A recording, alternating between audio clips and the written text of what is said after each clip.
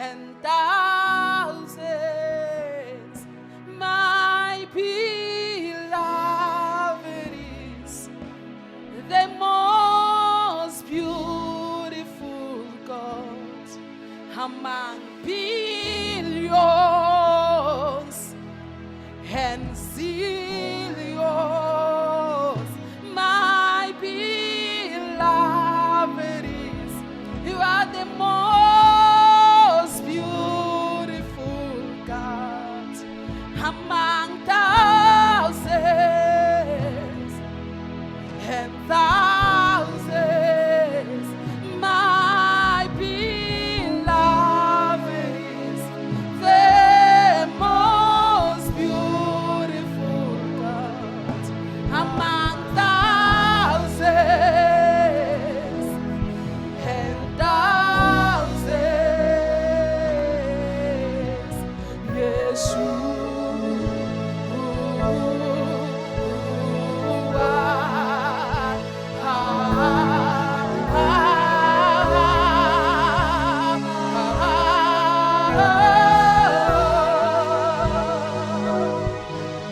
You are Jesus.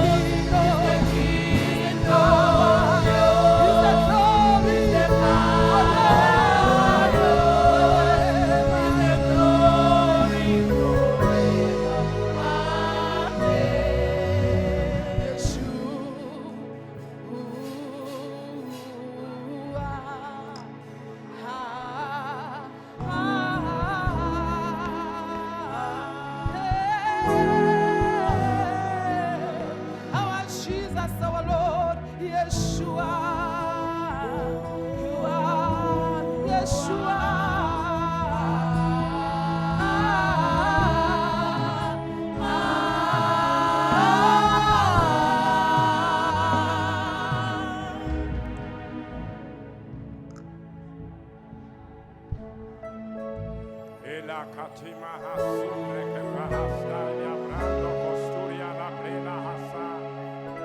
Bayete kwenyama emazulu mkhulu esabeka Nkosi. Bugcwele bunge bakho inkazimulo ingeyakho. Wena lo mkhulu ongadalwanga lebe uvele ukhona umhlaba ngakasekelwa. Khuluma Nkosi manje thina esibantu bakho. Size izwi lakho Nkosi, build us with your word. Because your word is so powerful. Your word, Lord, it is the bread of life in us. In the name of Jesus, stand, Lord, in your servant and speak your word, Lord our God. In the name of Jesus the Christ, all glory, all honor belongs to you alone. In the name that you have exalted above any other name, the name Jesus the Christ. Amen and amen. Amen. Maybe first greet the pastor and Mam Tabete. Greet also the brethren in the name of our Lord Jesus Christ. Amen. Tuthanda ukubulisa ubaba uThabethe umfundisi nomama aphinde abulise nabazalwane bonke egameni likaJesu. Amen. What we want to talk about today is spiritual warfare. Amen. Esizokhuluma ngakho namhlanje impi yakwamoya. Amen. I think it's for years now. Because below yambula him. Amen. As I'm observing impilo. Amen. It seems like it's been years God is revealing this thing to him. Amen. About spiritual warfare. Amen. Ngempi yakwamoya. It's amazing even in things which maybe you would say are natural in a sense, but there is an element of spirituality in it. Amen. Uthi kuyamangalisa kuthi kwesinye isikhathi Things in general, maybe empilweni eziqhubeka ukuthi behavior yabantu as groups, amen, ukuthi it's influenced in a way by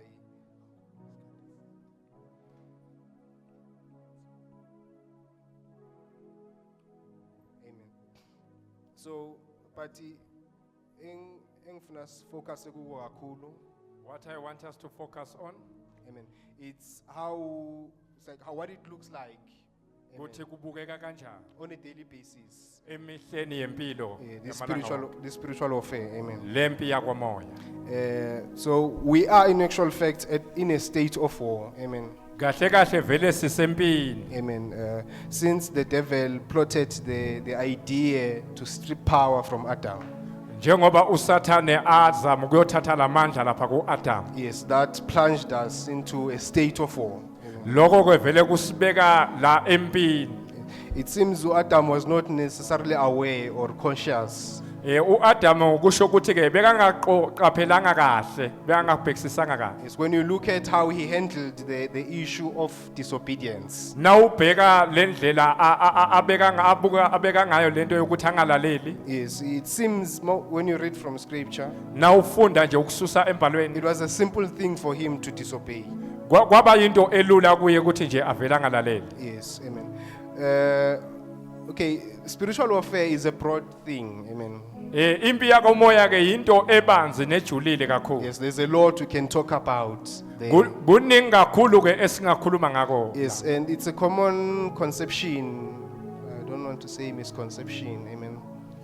But it's common, especially in the minds of the believers, that spiritual warfare starts and ends in prayer. Kuyinto ke ebukeka nje emiqondeni yabazalwane ukuthi into eqala emkhulekweni iphele khona. Yes, but it goes beyond that. Kodwa ke kuyendlulela lapho. Yes, prayer is a large part of spiritual warfare. Umthandazo ke uyingcenye yako lokuloko kwamoya. Yes, the war which I say we are in its state, or when I say we are in a state of war. Nangithi ke sisempini. Yes, the type of war we are engaged in is a war of both force and also a legal nature.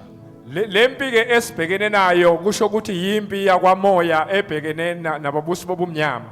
Yes, by force I mean we engage the enemy. Kusho ukuthi ke siyalwa naso isitha. Yes, that usually happens in prayer. Lokho ke kuvamise kwenzeka masikhuleka or emkhulekweni. But by legal, when I say it's a legal battle, nangithi ke yimpi ekhona ephathekayo that entails how we live. lephinde isho ukuthi siphila kanjani Yes, in relation to what the word says. nangalendlela izwi lona elibeka ngayo Yes, so the legal code there le legal code ke lapho is the Bible. ngulezwi So likaNkulunkulu when you go to court here in the Republic, uma ngabe ke uya einkantolo la South Africa yes, the basis of the argument is the Constitution. lokukhulunywa ngako lapha kusho ukuthi nje le constitution Yes, so the opposing counsel will say, will place the argument in relation to the Constitution. kusho ukuthi lo phikisako ke uzokhuluma abukela kule constitution abakhuluma Yes, ngayo and the accusing party also will base that on the Constitution. nalaba ke vele ababekwe iqala nabo bazokhuluma bagqile kiyo le constitution Yes, even in our case, the basis nakithi nakulwethu kwe udaba le ingqikithi of our conflict is the word. lalo ngquzulana kusho ukuthi ilezwi likaNkulunkulu Yes, that's why I say it is in these two forms this war we are engaging. kusho ukuthi lempi ke ila kule nhlangothi ezimbili Yes, I want to focus more on the legal part of the battle. ufuna ke ukubhekisisa kakhulu kule legal part yalempi Yes, even in that, on an individual basis. Meaning, even, okay, because there is the group which is the church. kusho ukuthi ke lana kuba ngamaqembu qembu like lelinye iqembu kuba isonto Meaning, we are engaged in war as a church. kusho ukuthi thina njengebandla siba singena empini Yes, and there's a way that appears, or there's a form that takes. kuba ke nesimo esithathekayo lapho Yes, and then there's a battle as an individual Christian. bese ke sekuba nempi kumzalwane ngamunye nangamunye Yes, okay, in a war, a physical war, when states go to war against each other. empini nje uma ngabe amazwe alwisana Yes, there is what we call a battlefield or a battle zone. kuba nendawo ke lapho kulwelwa khona or iground lapho kulwelwa khona Yes, it's the physical place where the actual fighting is taking place. kuba indawo ke ebonakalayo nje la kulwelwa khona Yes, and then there is what they call fronts. kuba ke nalaba ababaphambili No, okay, it's not necessarily Bapambil, amen. But okay, maybe to explain it, let us say Guatemala ake ngichaze kancane asithi ke kwathema and Tsakane nebaseTsakane are independent states. babantu abahlangene No, Amakandra's mele. izizwe ezizimele Yes, and then Langaville is also a state. nelangavili nayo ilizwe eliyimele Yes, if Guatemala and Tsakane were to wage war on Langaville, uma ngabe ikwathema neTsakane ifuna ukulwisana nelangavili yes, Langaville will have to fight on two fronts. kusho ukuthi ilangavili kumele ilwe nabo bobabili Yes, on that side and that side, amen. kumele ilwe nabo kulohlangothi olingapha nalohlangothi Which olingapha is the northern front and the southern front. kusho ukuthi ke ile ningizimu nentshonalanga Yes, when we look at that, we take that into what I want us to explore. uma sikubuka lokho sikuyisa kuloko engifuna ukukhuluma ngako Yes, ukuchaza on the ngakho individual basis, la kumuntu ngamunye the front or where the actual fighting is happening la kumuntu ngamunye lempi lapho iba khona khona icala khona is, or what the enemy is fighting or lesitha esikulwisayo is one love. ilwisa kakhulu le ndaba yothando Yes, meaning if I engaged in a conversation okusho ukuthi uma ngabe sihlangana nje engqoqweni or enkulumeni ethile or an interaction, or siphikisana and out of that I come out with less love, kusho ukuthi kuloko uma ke mine ngivela njengomuntu onothando oluncane yes, for the person I was engaging in, kulomuntu lona engibhekene naye yes, it means I lost the battle there. lokusho ukuthi ke lempi ingehlulile Yes, meaning if in the conversation the issue of whether or not you will love the next person comes, okusho ukuthi ke uma ngabe lo thando luzovela luluveze that means you must be aware of the fact that you are under attack. kumele bese soyaqonda ukuthi ke kahle kahle vele usempini Yes. uyahlaselwa Yes, the second one is peace. Okwesibili ilokuthula. Yes, meaning if, because the Bible says, maybe let's read Ngoba this lezwi laNkulunkulu lithi one. Romans 12:16 to 18. sivule base Roma 12.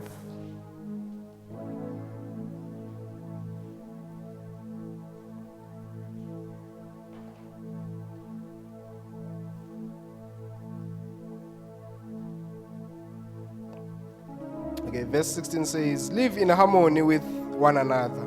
Do not be haughty, which is to be snobbish, high-minded, or exclusive, but readily adjust yourselves to people and things, and give yourselves to humble tasks, never overestimating yourself, or be wise in your own conscience.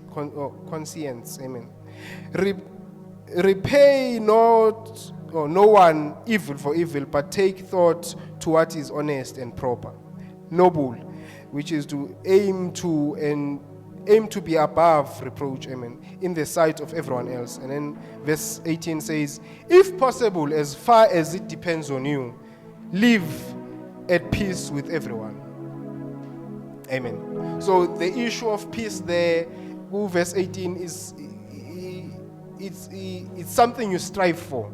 Le ndaba yokuthula okukhulunywa ngayo lapha ku verse 18 yinto oyilwelayo. Yes, meaning there are things which will come and challenge the fact that you are living with others in peace. Lokusho ukuthi ke lana kuzoba nezinto ezizayo ezifuna ukulwisana nawe lokuthi uphila nabantu ngokuthula. Yes, meaning if in the interaction peace is lost there, Lokusho ukuthi la ekuqoqeni la ngabe lokuthula kulahleka lapho. yes, you have lost the battle. Kusho ukuthi lempi seyikwehlulile. But if, or rather, when you are aware, or let's say, as you are interacting, Uma ngabe nje nesaphikisana or nisaxoxisana you realize that peace is challenged. ubona lokuthi hayi lokuthula ke lana kuyahlaselwa. Yes, you must be aware of the fact you are under attack. Kumele bese sewuyaqonda ke ukuthi hayi lana ke ngibhekene nempi. Yes, the third one is humility. Lokwesithathu ke intobeko. Yes, maybe let's read the Bible also there. Matthew. Okay, let's do Philippians 2, Sifundeni base Philip chapter 2 verse 3 and 4.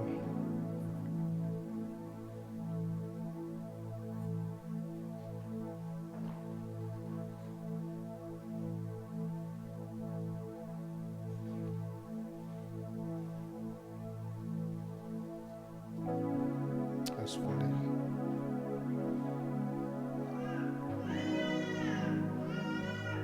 Philippians 2 starting verse 3.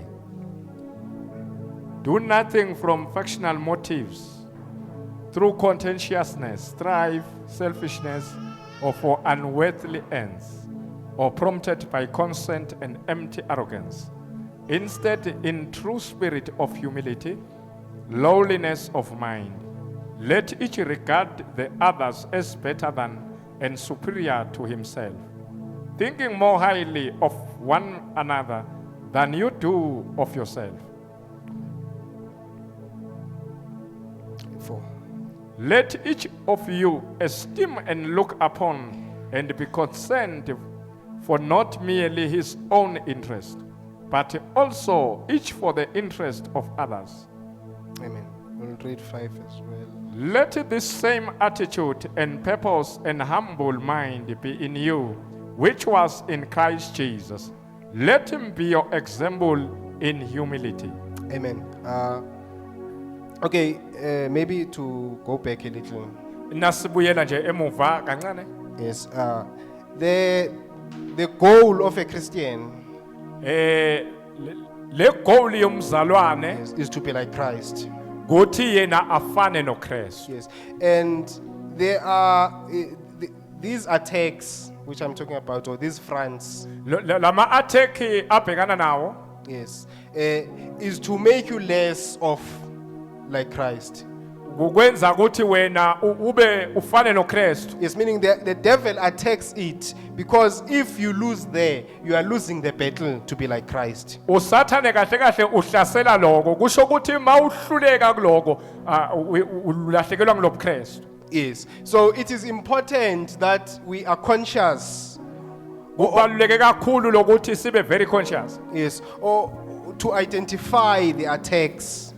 Kubaluleke kakhulu lokuthi sikhona ukuqondisisa kahle le inhlobo zema In our attacks. interactions. La ekuxoxeni kwethu ekukhulumeni kwethu. Yes. So humility was also a character of Christ. Intobeko ke kwakade kuyisimilo sakhe Kristu. Yes. It is also attacked. Nayo ke yahlaselwa. Yes. Where you find yourself, pride ivuka. Uma uthola nje ukuthi hayi nayo impakamo seyiyasukuma. Yes. So it is important in all these fronts Kubaluleke kakhulu kuzo zonke lezigaba that you always reflect. ukuthi wenze sure ukuthi uyabhekisisa Yes. uyahlolisisa. The Bible says, above all else, Lithi that you iBhayibheli guard, ngephezu kwako konke hlola inhliziyo. yes, that you guard your heart. Ihlolisise kahle or ivikele inhliziyo yakho. Yes. These fronts are also an issue of the heart. Lento kahle kahle ibhekene nenhliziyo. Yes. Because the love stems also from the heart. Ngoba uthando vele luqubuka le phakathi enhliziyweni. Yes. Peace is also from the heart. Nanokuthula nako kuqubuka le ngaphakathi Yes. enhliziyweni. Humility is also stems from the heart. Nale ntobeko nayo iqubuka le ngaphakathi enhliziyweni. Yes. It is the heart that raises these issues. Ngule nhliziyo lapho lezi zinto zivuka khona. Yes, the issue of love, the issue of peace, the issue of humility. Le issue yothando yokuthula nentobeko. Yes. Because to a vele ngizoshare for a short time because isikhathi sothathwa testimony. He says he will share a little bit. No, when I was told I was going to share. Uma atshelwa ukuthi uzoshare Yes, it was said it's for a short time. ukuthi hayi okwesikhashana nje. Yes, because a lot of the time will be taken by the testimonies. Isikhathi esiningi sisuke sathathwa ilobufakazi obube khona. Yes, but it is very important, bazalwane.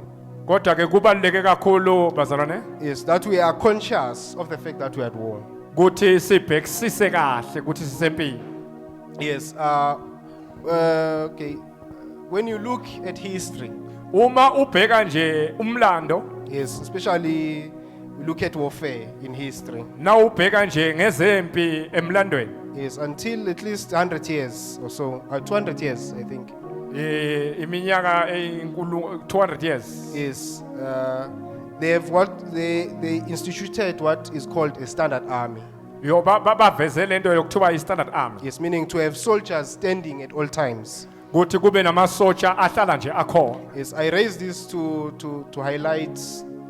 Uveza lokho nje ukuthi akhona ukusibonisa okuthile. Yes, in the standard army, Kule standard army ke the state provides the training regiment. kusho ukuthi ke ugovernment uletha le nhleleko yokulwa. Yes, you don't come saying I know how to fight.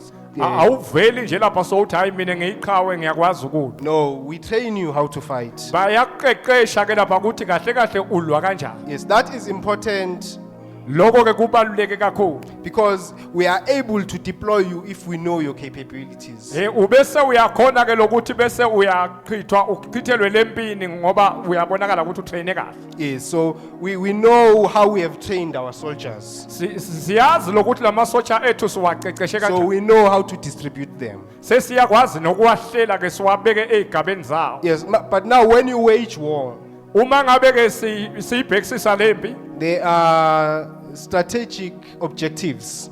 kunendlela zakhona zokumisa It's kahle. depending on the type of warfare you are engaged in. Kuhambelana nalempi lokuthi uhlobo luni lwempi ozolwa ngakhona. Yes. So, for instance, after World War I, sorry. Isibonelo nje nasibuka le mpilo yakuqala. Yes, the world convened in Geneva, Switzerland. lempi yaqala le Geneva No, eSwitzerland. the world. Mhlaba, yes. Umhlaba waqala le eGeneva eSwitzerland. Yes, and they wrote down laws Babhala ke imithetho in regards to war. ehambelana nokulwa Yes, izimpi. yes. So there were things which were deemed illegal. Kunezinto ke lapha ezabekwa zaba semthethweni. Yes, because of the devastation they caused in the First World War. Ngenxa yaloku okwenzeka ezimpini zasemuva. Yes, meaning the First World War. Okwenzeka kulempi yokuqala. Yomhlaba, amen. Yomhlaba. Yes. So in there, the term types of warfare or form of warfare was coiled. Kule igaba zokulwa kulezimpi Yes. So there is what we call the conventional warfare. kunalento oyibizwa ukuthi conventional warfare. Yes, meaning you fight with projectiles. Lokusho ukuthi ulwa With ngemicibisholo. ngemcibisholo. Yes, meaning guns, nama artillery, lezi enkulu, lebhame enkulu. Ulwa nje ngako konke lokho kuliwa ngako ibhame enkulu nemcibisholo yakho. Yes. So soldiers are trained how to fight that war. Lama socha ke ayaqeqeshwa ukuthi alwa kanjani ngalezo zinto empini. Yes. So there is what we call tactics. Kunalento ke ebizwa ngokuthi ukulwa okuhlakaniphile. Yes. So if we deem, meaning the headquarters. Uma ngabe siletha ama helicopter. No, headquarters meaning where the generals of the armies. Uma ngabe sibheka laba general empi. Yes. Lama office ema general Yes, they look ezimpi. at the map Babhekisisa kahle lo hlelo lwemap and they decide that that mountain bese bayabhekisisa ukuthi le yantaba is a good place from which we can fight, ukuthi indawo ekahle esingalwela kiyo. but is occupied by the enemy. Kodwa ke manje isitha siyithathile. So the identification of that mountain is strategical. Kusho ukuthi ke lokubhekisisa kwabo ukuthi le yantaba indawo ekahle ukuthi bangalwela kiyo. Is that refers to strategy. Lokusho ukuthi basebenzisa strategy esithile. Yes, but the way we are going to take the mountain, Le ndlela esizothatha ngayo le yantaba it demands the tactics now. idinga le ndlela yokulwa ehlakaniphile. Yes, the strategy, the commander comes up with that. Le strategy lo commander eza naso. So it's the commander who must learn that. Lo commander kokumela akufunde lo. Yes, the military strategy. Amen. Le But, ndlela yabo yokulwa. but the tactics, you train the soldiers. Kodwa ke lama tactics kuqeqeshwa lamasoja. Yes. So you tell them which tactics to use. Uyabatshela lokuthi basebenzise luphi uhlobo le tactic. And because they are trained, they will do that. Ngoba ke vele bayaqeqeshwa ngalawo ma tactic bazokwenza lo. Yes. In our case, Hlangothini lwethu also the strategy comes from the commander. lokusho ukuthi ke le strategy vele sivele enkosini Jesu Kristu. Yes, who is our commander? Lo yi commander yethu. Yes, but you must know the tactics to fight battles. Kumele uzazi ke le indlela zokulwa lezimpi. Yes, so it is important that you identify. Okay, one of the ways to train ourselves the tactics of the form of our own warfare. Kumele ke ukuthi uqaphelisise lokho okunye okuyindlela yethu yokuthi sikhone ukulwa kahle lezimpi. Yes, it is what I mentioned here, the recognizing. Yilokuthi ukhone lokubhekisisa kahle. Yes, if you are not aware Uma ngabe ungaqondisisi kahle of the fact that humility is important, lokuqondisisa kahle ukuthi le ntobeko ibaluleke kakhulu. yes, the enemy will come to instill pride in you. Lesitha ke sizoza bese siletha impakamo kuwe. You will be easily defeated because Uzabe se uyahlulwa ke ngoba you are not even aware of the fact that you must guard against that. ngoba wena awubanga nokuqonda ukuthi lokho kumele ukubhekisise kahle. Yes, so what I'm trying to do Le ngizama ukukusho ukuchaza kahle is to train us in tactics. ukuthi nginiqeqeshe la kule inhlelo zokulwa. Yes, actually what usually happens when we come to church, Lokuvamisile kwenzeka ke masiza endaweni yenkonzo. we are trained in the tactics to conduct our war. siyaqeqeshwa ke lokuthi singazihlela kanjani la empini. Yes, because another thing which soldiers are trained in Okunye amasotsha aqeqeshwa kiko is to obey commands at all costs. ngokuthi alalele konke lokhu atshelwa kona ngayo yonke indlela. Yes, there's a statement which was made by one general in America. Kunesinye statement esenziwa ugeneral othile ezweni laseMelika. Yes, when the Japanese attacked them, Uma ngaba amajapane abahlasela, yes, causing them to come into the Second World War. babahlasela bakhoza lokuthi babuye kule mpi yesibili. Yes, it says it is not for a soldier to reason why. Akusiko ke kwesotsha ukuthi libe selithi kungani why kwenziwa so. Yes, it is for a soldier to do or to die. Kwesotsha nje ukuthi lenze or life. Yes, so it is important that we have faith in our God. Kubalulekile ke lokuthi sibe nako lokukholwa kuNkulunkulu wethu. Yes, so that when He commands, Kuze kuthi uma athi asenze, yes, we do wholeheartedly. sikwenze ngenhliziyo yethu yonke. Because we may not be aware of the broader strategic. Kungenzeka singazi ukuthi kahle kahle le strategy sakhe esikhulu yikungani. Yes, but we are only seeing the enemy in front of us. Kodwa nje thina esikubonayo sibone isitha phambi kwethu. Yes, yiloko nje bathandekayo.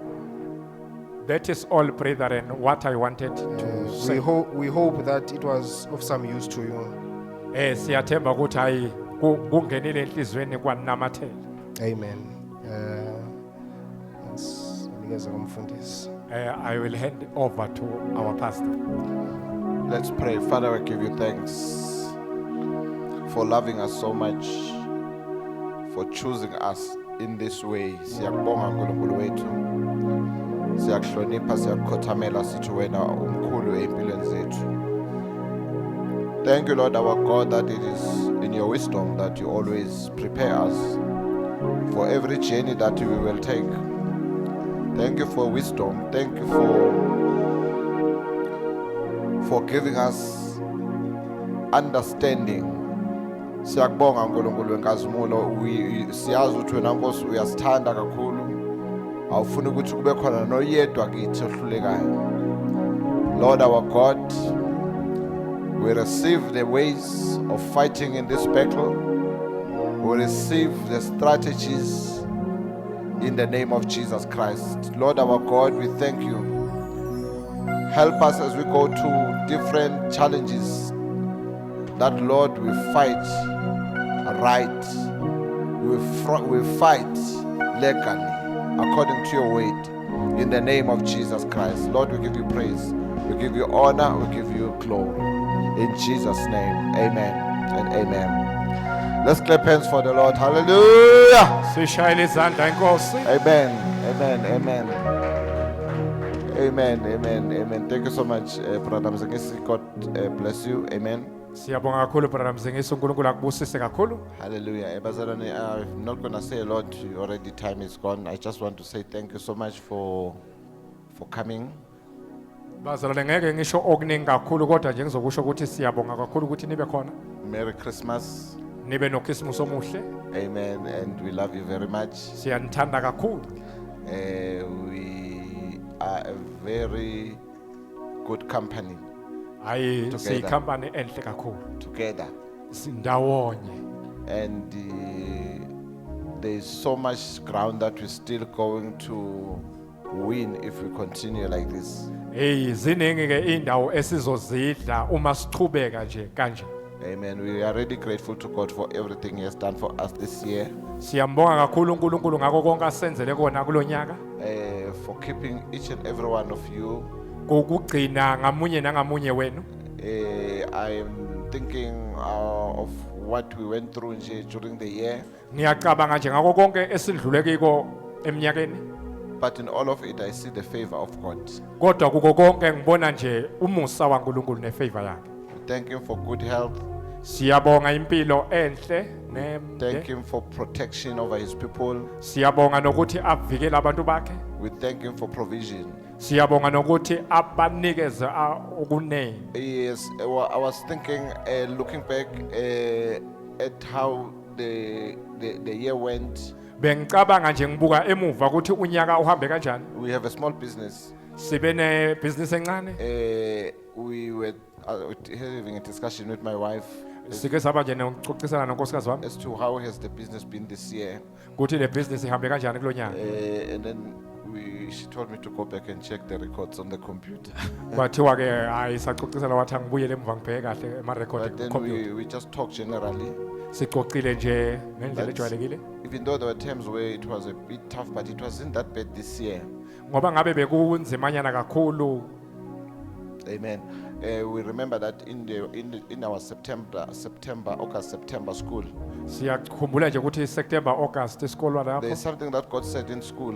kunento uNkulunkulu ayisho esikoleni He said it's going to, I don't know whether I don't have the right words now. wathi kukhona azokwenza kodwa But amagama kahle. he said all the businesses that are not doing well, he's going to make them do well. Wathi onke lamabhizinisi angenzi kahle uzowenza yena ukuthi enze kahle kakhulu. And then we then remember that after that, Sesiyakhumbula ukuthi emva kwaloko we actually had a little breakthrough. sabe sevele siba nempumelelo enhle kakhulu. Amen. That continued throughout until the end of the year. Eyaqhubeka kwaze kwafika egcineni konyaka. We know that things are really changing Siyazi ukuthi izinto ziyaguquka because ziyashintsha of what the Lord has said. ngenxa yaloko inkosi ekushilo. Because things don't move until God speaks. Izinto azenzeke ngaphambi kokuba uNkulunkulu akhulume. Amen. But God has really been so good, uNkulunkulu bemuhle kakhulu even where it was supposed to be hard. nalapho khona bekumele kube nzima khona. He carried us through. Usithwalile kuko konke. And we're looking forward to a new year. Sibheke nje unyaka omusha omuhle. We have hope Sinethemba that new avenues, new breakthroughs are awaiting us in the new year. sibhekile kulonyaka omusha ukuthi hayi kuhle kakhulu okuzayo uNkulunkulu azosenzela kona. Because we have promises Ngoba sinezethembiso that the Lord has promised us. inkosi esethembise zona. So we know that there will come a time where there is a break, where the door for the promises just goes wide open. Siyazi ukuthi konke lokho inkosi esethembise kona kuzofika lapho khona kuvuleka khona lo mnyango uvuleka kakhulu. And that time is not very far. Leso sikhathi asisekho kude kakhulu. Siyabonga kakhulu bazalwane. We thank you very much, brother. Inkosi ibe nani. Let the Lord be with you. Sizohlangana futhi ngeChristmas Day la esontweni. We will meet again on Christmas Day here at church. For those that will be around. Kulabo abazobe bakhona bangavakashanga. But maybe Mam Tabete will just give details on how the service is going to be like on Thursday. Umamthabethu uzochaza kancane ukuthi le inkonzo